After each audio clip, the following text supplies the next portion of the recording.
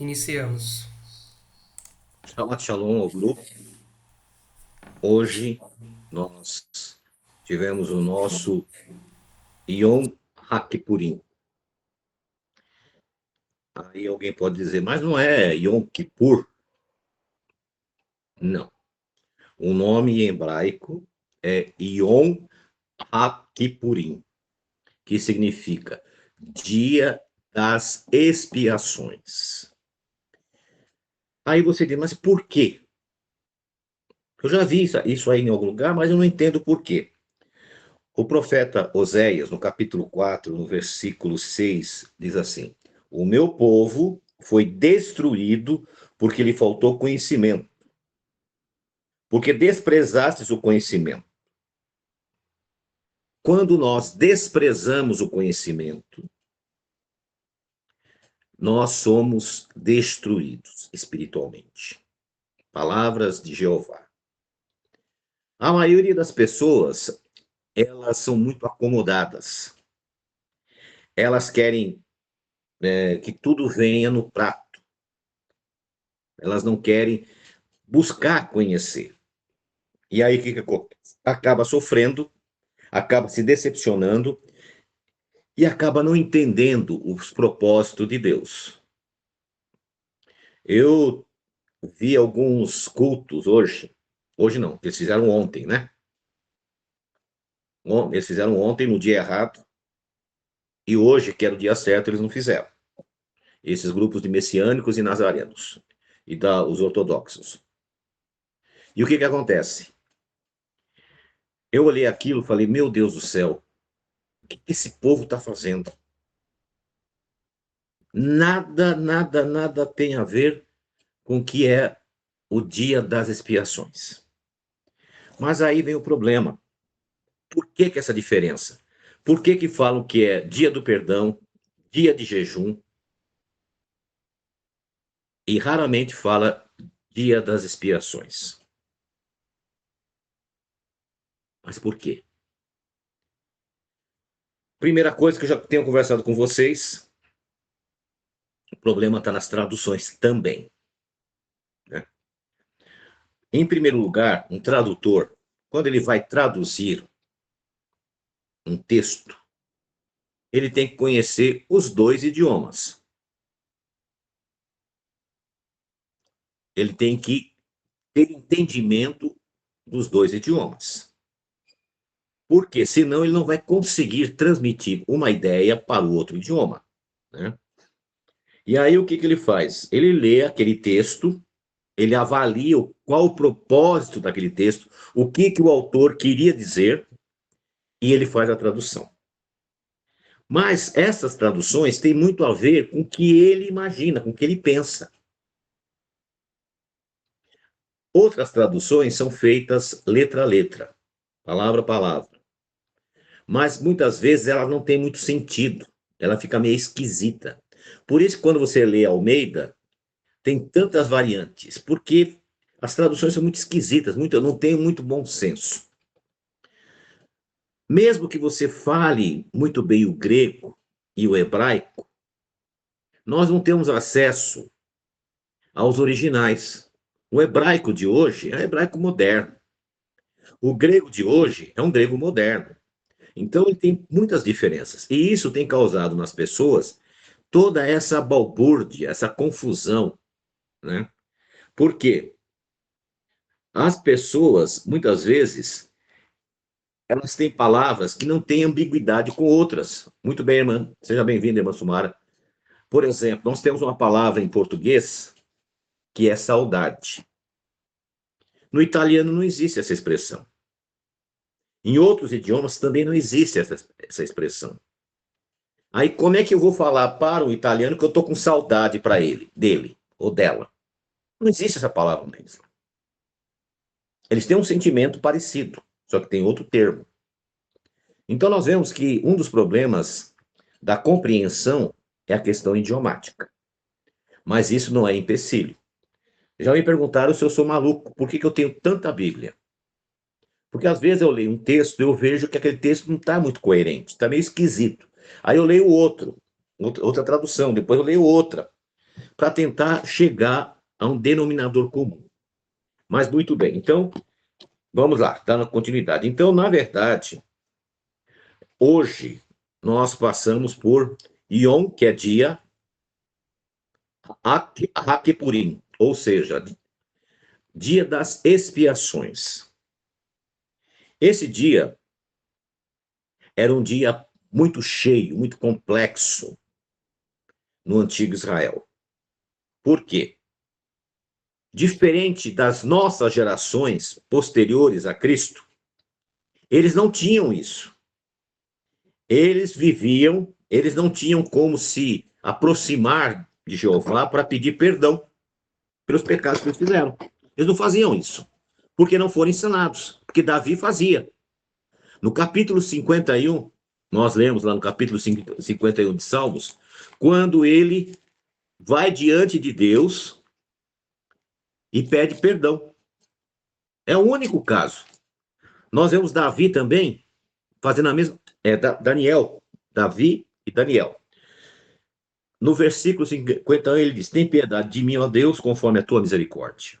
Conforme a multidão de tuas piedades, apaga as minhas transgressões. Então, ele, Davi e Daniel, tinham esse costume. Só que os rabinos não passaram isso para a membresia comum. Então as pessoas ficavam o ano inteiro, fazia alguma asneira que ele sabia que ele errou, mas ele tinha que esperar chegar o ano novo, o dia das expiações, perdão, ano novo, dia das expiações, me perdoe. Aí o que acontecia?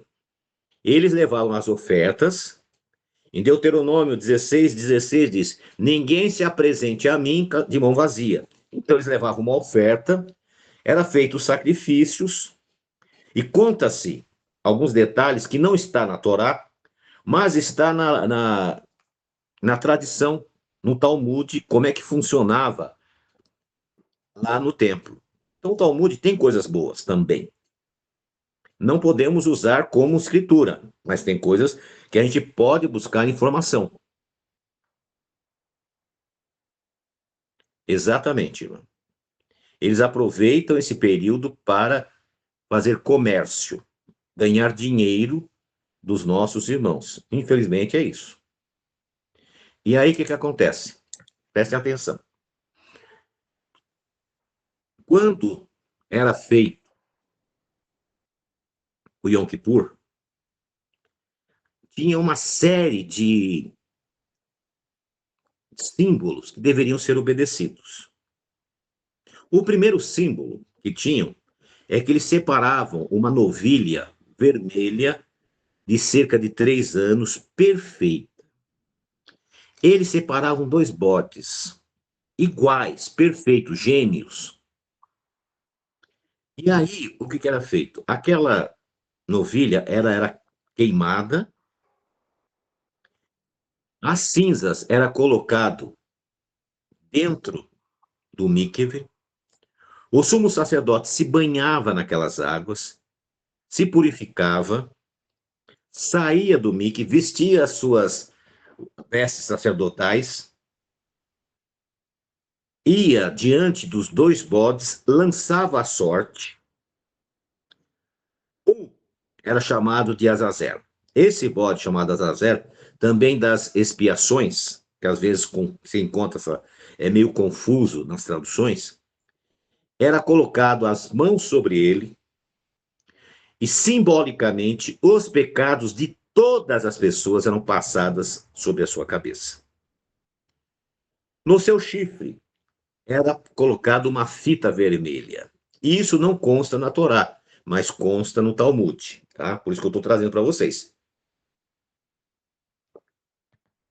Isso não faz parte de tradições, faz parte de o que acontecia ali.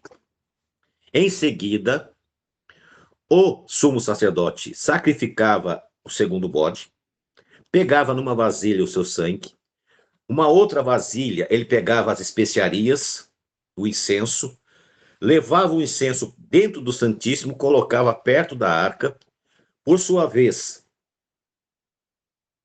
ele pegava aquele sangue e espargia à direita da arca da aliança. A Arca da Aliança, ela tinha uma curiosidade que eu gostaria de passar para vocês. A tampa, a arca, era feita de aço maciço. Era grossa, mais ou menos assim, e de aço maciço. E dois querubins se entrelaçavam em cima. Era como se fosse um trono. A parte de baixo da arca era de madeira de acácia revestida. Então, quando você olhava a arca, era um trono, porque Deus se apresentava ali. A Shekinah de Deus se apresentava ali. Quando nós lemos aonde Yeshua está, ele está à direita do Pai que está sentado no trono, que é uma simulação da arca. E o que acontecia? Quando ele retornava, saía dos santos e passava, e ia em direção ao povo, o sacerdote que havia levado aquele bode com aquela fita vermelha, voltava e dizia: Deus perdoou a nação, porque aquela fita vermelha ficava branca. Então isso foi contado de geração em geração. No ano 30, não, perdão, no ano 28 da nossa era, 28 da nossa era, quando Yeshua morreu, naquele ano, ele morreu, e naquele ano, não, a fita vermelha, que era colocada no chifre do bode Azazel, continuou vermelha. E até a destruição do templo no ano 70, nunca mais aquela fita ficou branca. E os talmudistas ficaram apavorados, porque depois do ano 28, passaram-se praticamente 40 anos e eles viam que não havia perdão. No ano 67 para 68 começa as guerras judaicas. Durante 3 anos eles vão lutar, e no ano 70 são destruídos por completo. Mas permanecem em Jerusalém. E no ano 135, Jerusalém é destruída e eles são levados cativos e só vão retornar 1947, 48. Então nós vemos aqui que o Yom Kippur ele era uma coisa muito especial. As pessoas ficavam agoniadas, querendo saber, será que o Senhor me perdoou? Então era feito dessa forma, né? E o que acontece? Eles viviam naquela ansiedade, eles subiam a Jerusalém nas 3 festas, nas festas da primavera e nas festas do outono.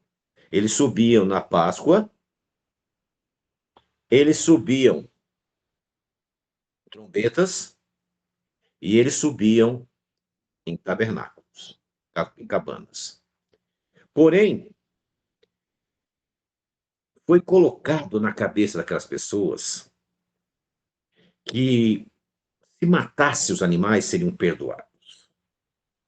O propósito não era aquele. O propósito que, ao sacrificar um animal, você se ficasse sensibilizado e soubesse que aquele animalzinho inocente havia morrido por você. Porque ele apontava o Messias. Mas algumas coisas nós vemos muito interessantes e eu gostaria de falar com vocês como era feito, né?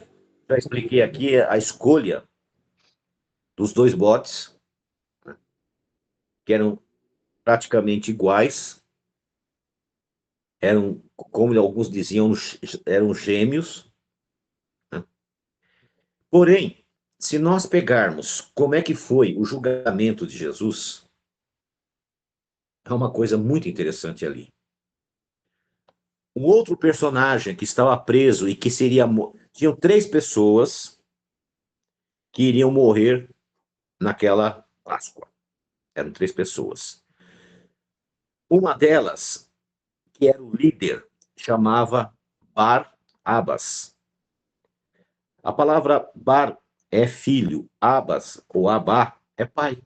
Era filho do pai, o sobrenome dele. E o seu primeiro nome era Yeshua, filho do pai. Ou seja, o nome era igual. a de Yeshua, o Messias. E você vê que Pilatos diz: você é o Messias, o rei dos judeus? Porque ele era conhecido como Yeshua, o Messias. E o outro era conhecido como Yeshua, filho do Pai. Olha que coincidência. E foi lançado sorte. E o povo escolheu quem? Perdão, já começou. Barrabás. O povo escolheu Barrabás. Outro detalhe: colocaram nele uma túnica carmesim. Carmesim é vermelho. Essa túnica era uma túnica que os reis usavam. Colocaram para zombar nele.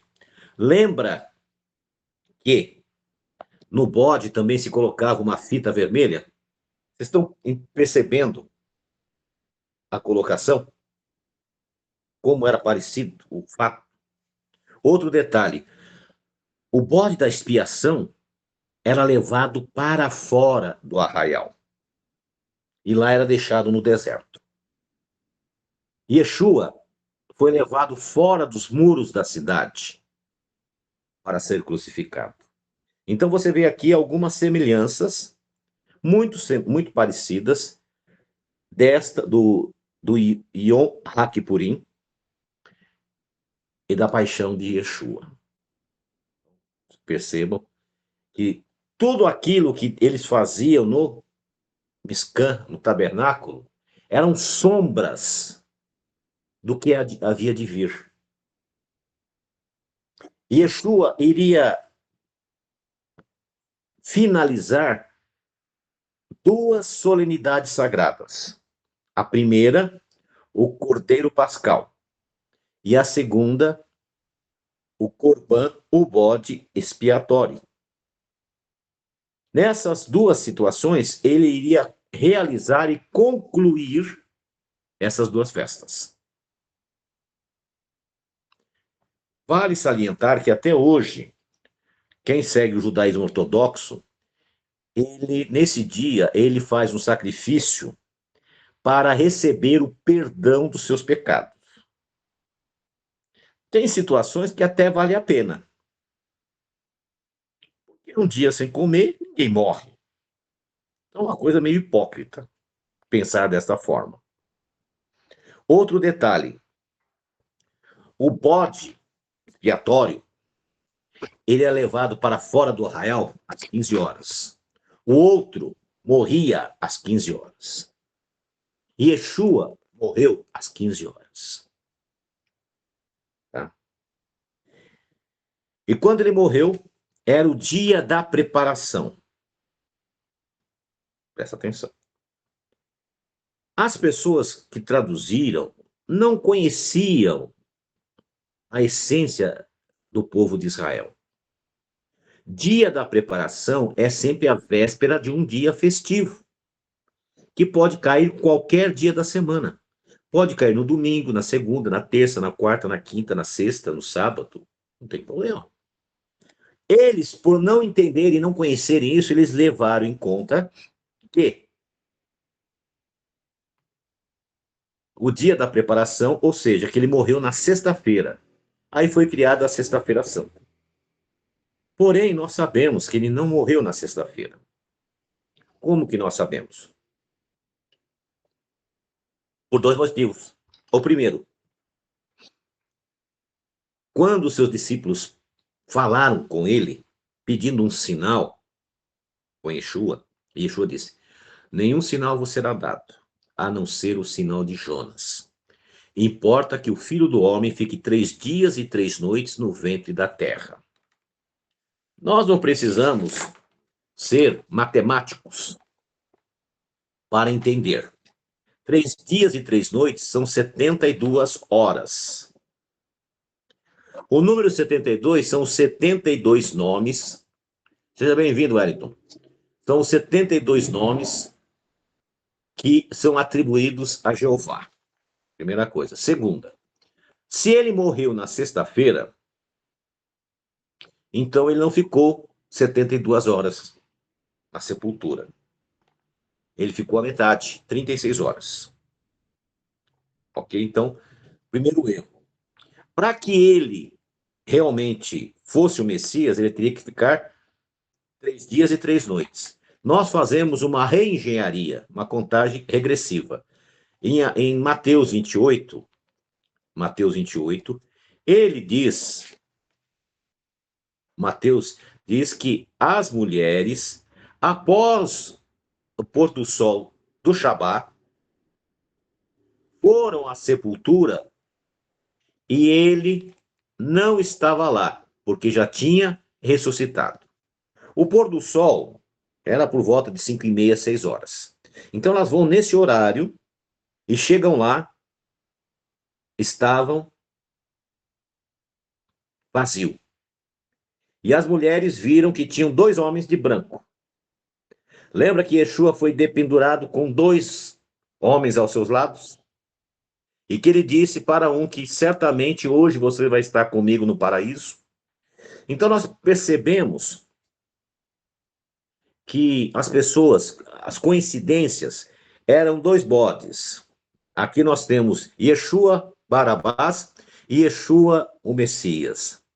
Yeshua é dependurado com 2 homens. 2 homens estão ali na porta do sepulcro, que eram 2 anjos, e falam com as mulheres. Ou seja, se ele ressuscitou na tarde de sábado, basta fazer as contas, nós vamos chegar na quarta-feira. Para descobrir o ano que ele morreu, basta nós sabermos quando caiu o dia 14 de Abib, que é o dia que ele morreu, 14 de Abib. Quando caiu, no período, você pode pegar ali 4 anos, 27, 28, 29 e 30. Aí você vai achar o ano que ele morreu, que foi o ano 28. Ele morre no ano 28. O seu ministério foi de 1 ano e 4 meses. Então ele começa no ano 26 e meio no seu ministério. Se você pegar 26, Lucas diz que ele tinha 30 anos. Se você pegar 26 e meio, vai ver que ele nasceu no ano 3 antes desta época, completando os 30 anos. A matemática não falha. Então nós temos aqui as provas que ele era o Messias. Mas o que chama mais atenção não é nem isso. Quando o sumo sacerdote adentrava o Santíssimo, ele levava o incenso, que era uma fumaça muito forte, e espargia o sangue à direita da arca. Para que o sacrifício de Yeshua fosse completo, presta bem atenção, o sangue dele tinha que tocar na arca, senão não seria completo. A Bíblia nos fala que naquele momento houve um terremoto, rachou aonde ele estava e escureceu. Lembra que o incenso escurecia todo o ambiente, aquela fumaça? A mesma coisa acontece ali. Então nós sabemos que o incenso lá no Santíssimo escurecia e jogava o sangue à direita. Agora, o que nós vemos? Que escureceu, teve um relâmpago, teve ali um terremoto. Um soldado percebe e olha para ele e vê que ele está morto. Esse soldado foi lá para quebrar as pernas deles para que eles morressem mais rápido. Quando chegou lá, ele percebe que ele está morto. Para tirar a dúvida, ele pega uma lança e fura o lado do coração. E desse lado sai água e sangue. E a água e sangue escorre pelo seu corpo, escorre pelo madeiro, escorre pela brecha que abriu. E diz alguns estudiosos e arqueólogos que a arca da aliança estava escondida numa caverna abaixo. Hoje nós não sabemos onde é o local adequado, o local correto da arca. Nós não sabemos. Mas nós sabemos que para haver expiação pelos pecados, o sangue dele tinha que respingar na arca. A probabilidade que a arca estava embaixo do Gólgota é muito grande. Hoje, as pessoas que levam lá, isso aqui é o Gólgota, aquilo lá é o Gólgota, essa é a sepultura, aquela... tem para todo gosto. Então, eles não sabiam.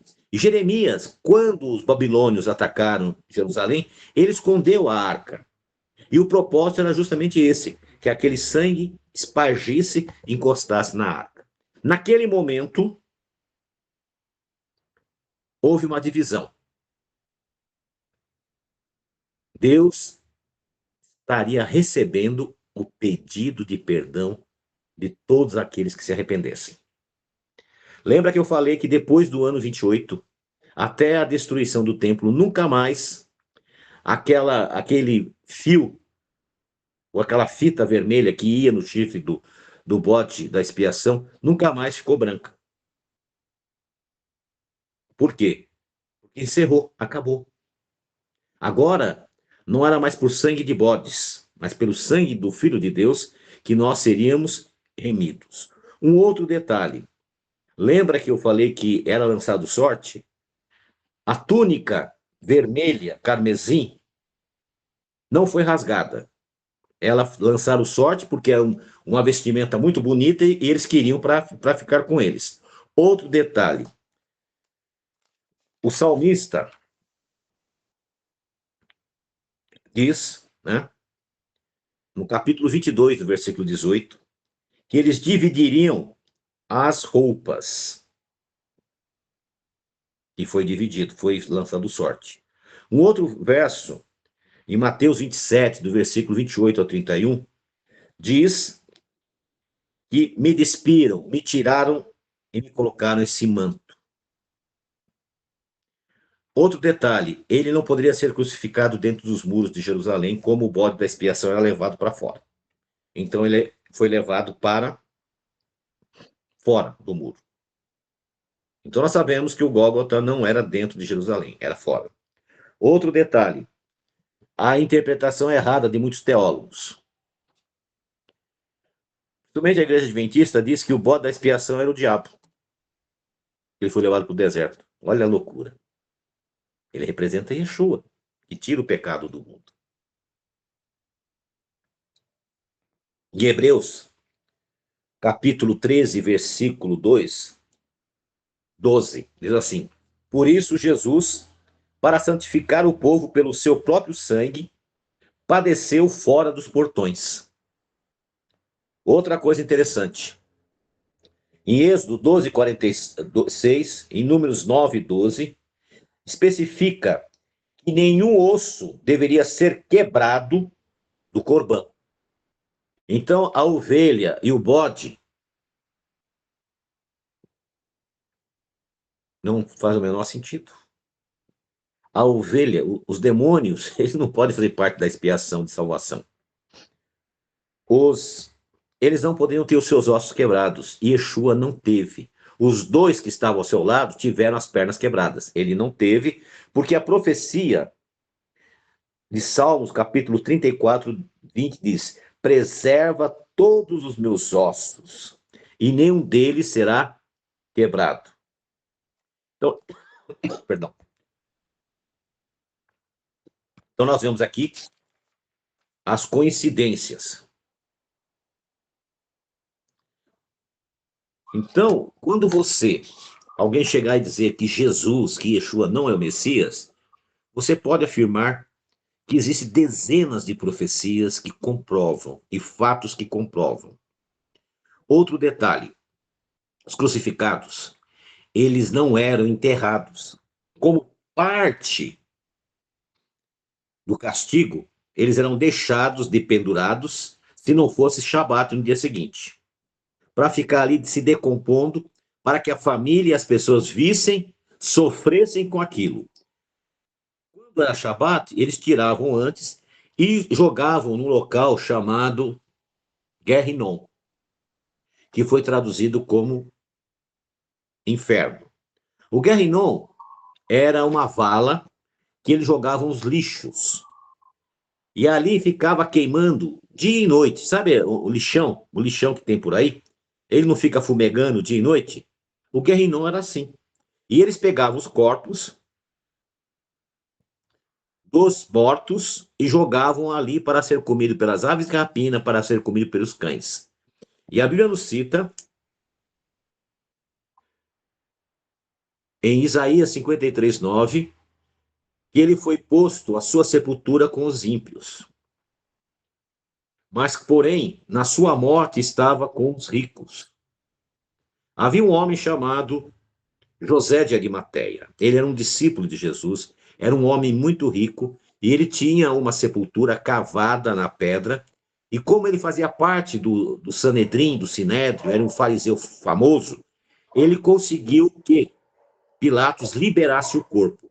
Como a profecia de Isaías diz que ele não seria enterrado em qualquer lugar.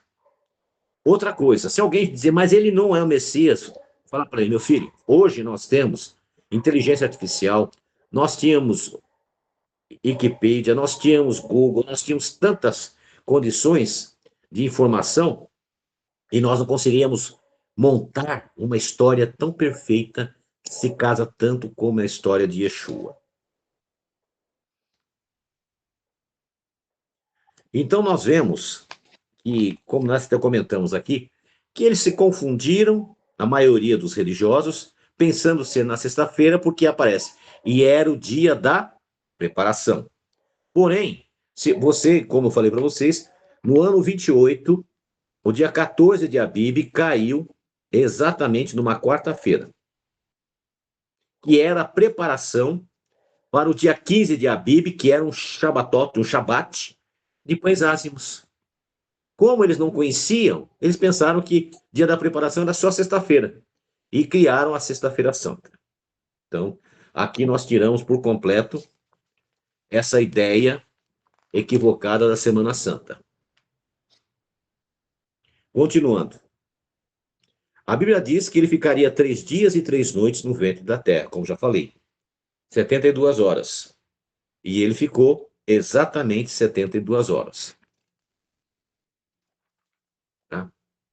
Ele cumpriu todas as profecias, exatamente como era feito em Pêssar, e era feito no dia do Yom Kippur, Hakipurim. Até eu erro, tá vendo?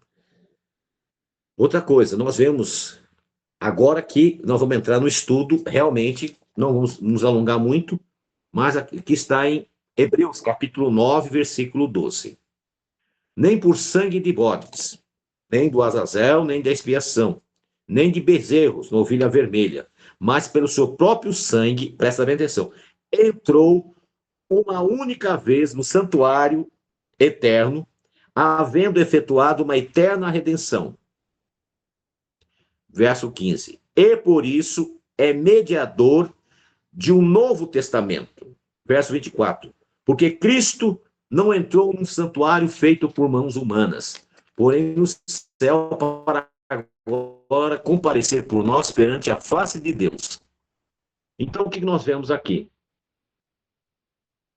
Ele fez o sacrifício perfeito. O tipo encontrou o antitipo. As sombras encontrou a pessoa original. Ele concluiu esse mandamento. É um mandamento que não está mais ativo. Por quê? O objetivo foi alcançado. E para que a gente chegue a essa conclusão, em Gálatas 2:21 diz: não anulou a graça de Deus, porque a justiça vem pela lei. Então a morte dele não anulou a graça, porque a justiça vem pela lei. Jesus cumpriu esse mandamento, encerrando os sacrifícios que eram sombras. Em Hebreus 10:14, porque com uma só oferta aperfeiçoou para sempre os que estão sendo santificados. E Efésios 2:8 e 9, porque pela graça sois salvos, mediante a fé. Isso não vem de vós, é dom de Deus, não vem de obras, para que ninguém se glorie.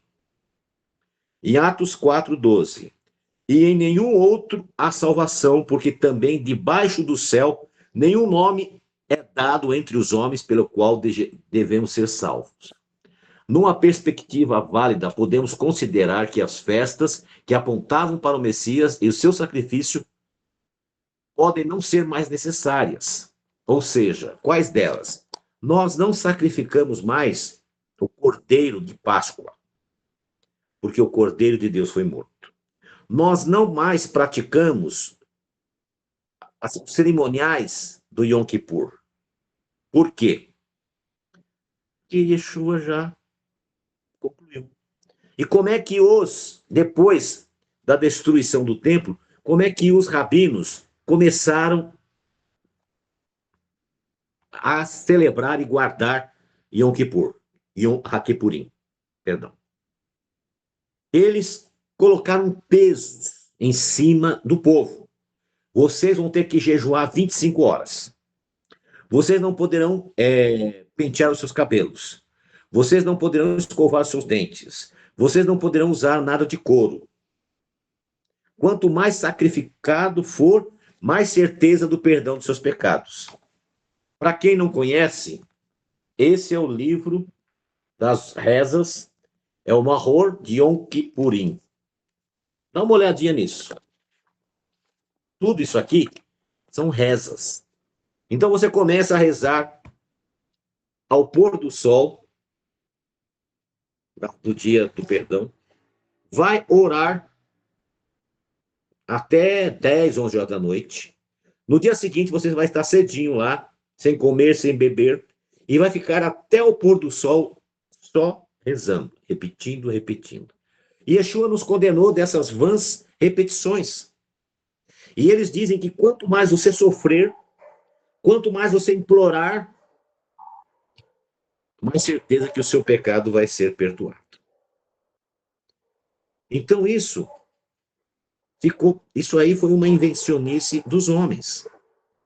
Eu comentei com vocês que eu vi algumas cenas no YouTube. Eu fiquei, mesmo sendo conhecedor há 30 anos,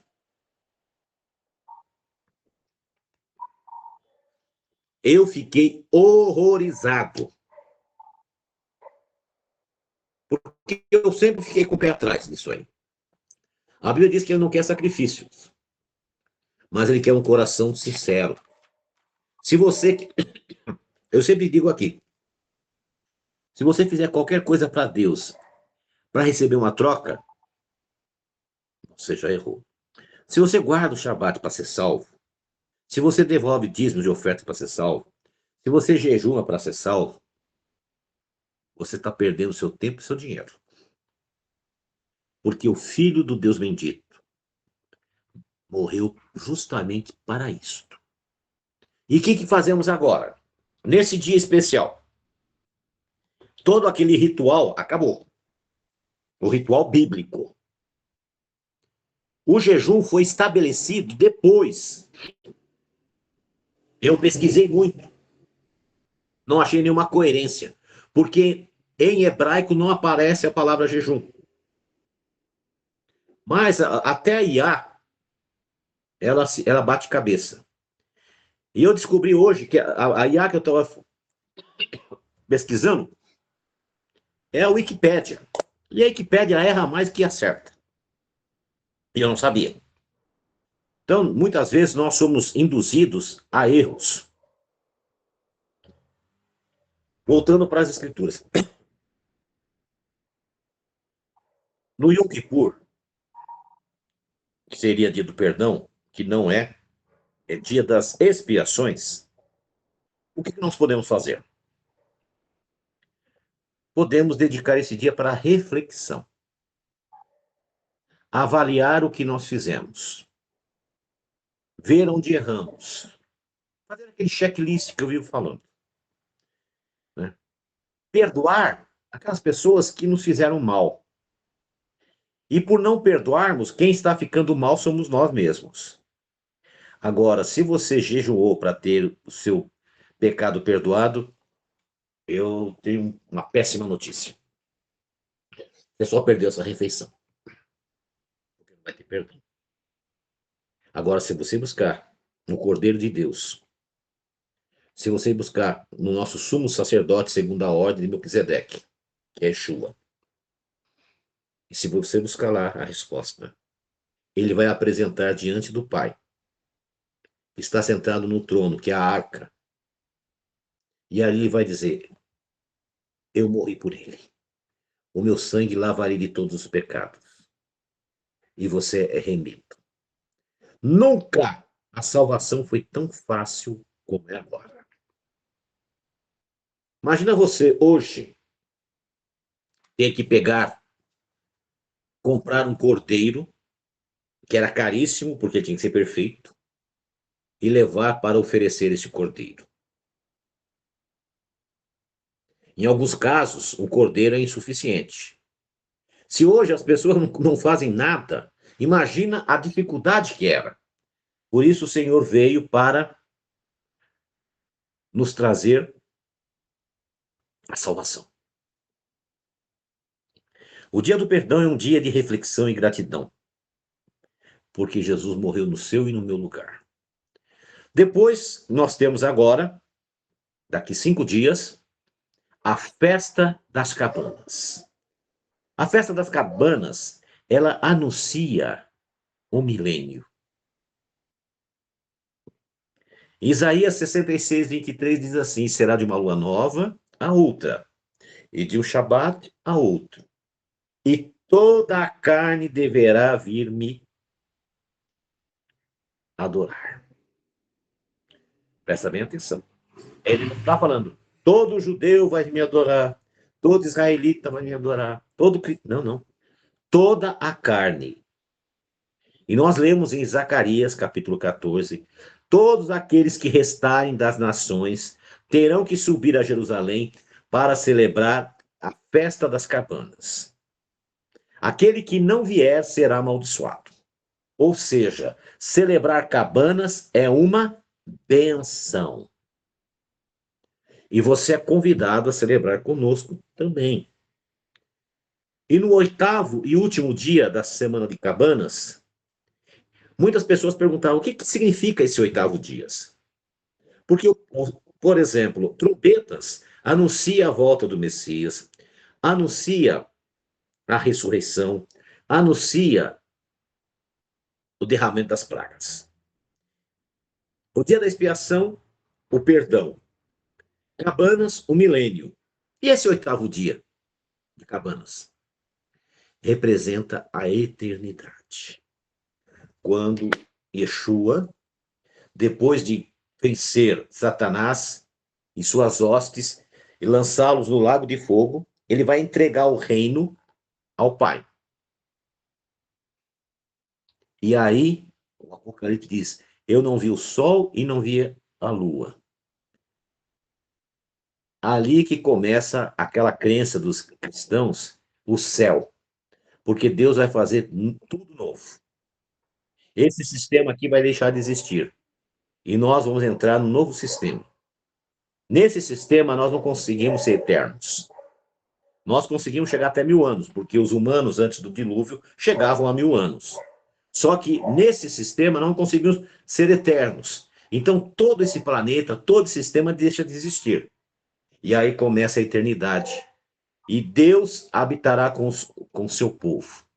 Ele será a luz. Que luz? A luz primordial, porque o sol e a lua, as estrelas, foi criado no 4º dia. Ele vai ser aquela luz que tinha no 1º dia. Olha que coisa interessante. Uma coisa puxa a outra. Gênesis 1, Gênesis 22, tudo interligado, tudo certinho. Isso chama bênção. E vocês, como eu, fomos abençoados com esse estudo. Eu espero que, se você não entendeu, se a gravação sair bem, se Deus assim permitir, que você escute de novo. Olha que coisa interessante. Como tudo se intercala. E a Bíblia diz: e a verdade vos libertará. Nós somos libertos e salvos. E você é o nosso convidado para participar dessa salvação. Se você ainda não tomou uma decisão na sua vida, se vê a Deus totalmente, esse é o momento. Os sinais estão tão claros, tão nítidos, da breve volta do Senhor, como nunca antes. Então é o momento de nós nos aprofundarmos. Que o Eterno abençoe vocês, dê um restante de Shabat de paz. Amanhã, por volta das 17h30, para aqueles que não estarão aqui, nós vamos estar fazendo estudo online. Convido vocês a inclinar a fronte onde você estiver e vamos orar. Senhor nosso Deus, em nome de Yeshua, Pai, nós queremos agradecer por ter nos dado teu filho, Yeshua, para fazer expiação pelos nossos pecados. Recebe o perdão que nós tanto precisamos, Senhor. Dá esse perdão a nós. Perdoa os nossos pecados, as nossas falhas. Perdoa os pecados e as falhas dos nossos irmãos. Abre a nossa mente para compreender. Abre o nosso coração para aceitar. Que possamos, nesse novo período que estamos adentrando, sermos mais fiéis, compartilharmos com as pessoas a salvação, levarmos a palavra para essas pessoas. Pois é através de Yeshua que o teu povo clama nesta hora. E o Senhor te abençoe e te guarde. Que o Senhor faça resplandecer o seu rosto sobre ti e tenha misericórdia de ti. Que o Senhor sobre ti levante o seu rosto e te dê shalom. Shabbat shalom. Deus abençoe a todos vocês.